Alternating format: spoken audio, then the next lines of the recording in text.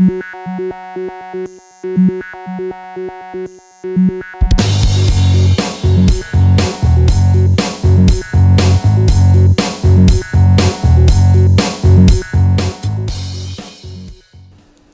video is part 3 of the RMS isolated voltmeter how-to tutorial.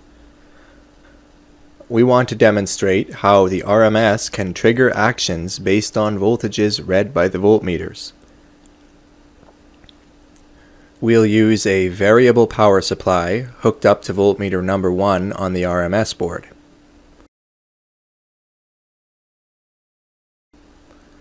After it's hooked up, you can see voltmeter number 1 will increase in value as I increase the voltage on the power supply.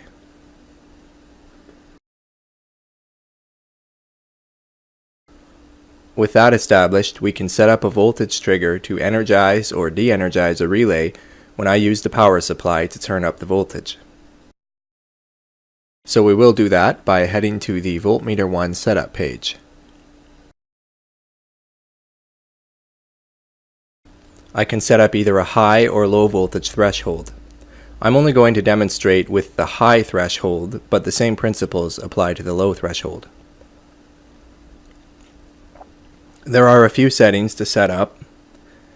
There is the high trigger value maximum, the high trigger value minimum, the execute actions below, which sets how often an action gets taken, and then these are the actions that the board will take. They can be built-in scripts or they can be fully customized programs. But before we set up our script to flick a relay, I want to take a moment and explain using this graph how these settings function.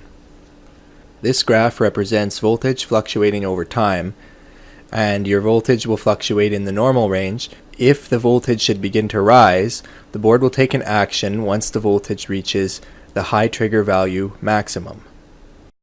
At this point, the board will execute the script that you set, and it will execute it once or at regular time intervals, which is what the execute actions below is for.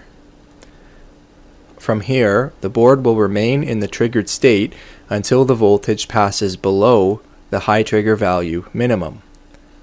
At this point, the trigger will be completely reset and ready to repeat the process should the voltage again rise to the high trigger value maximum line.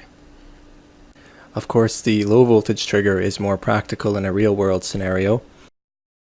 For example, if you needed to shut down non-essential systems when your voltage dropped too low, you would set your trigger to execute one action when it reaches the low trigger value maximum, which would turn your non-essential systems off, and then you would set your low voltage trigger minimum to the value suitable for your system to turn back on.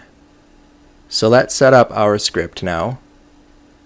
I'm going to hook up a light bulb to relay number 1 and then have the relay turn the light bulb on and off based on the voltage. So we start, of course, by enabling the trigger, and we're going to energize relay number 1 when the high trigger reaches 7 volts. And then we're going to de-energize relay 1 when the minimum reaches 5 volts. And then we save it and we test it.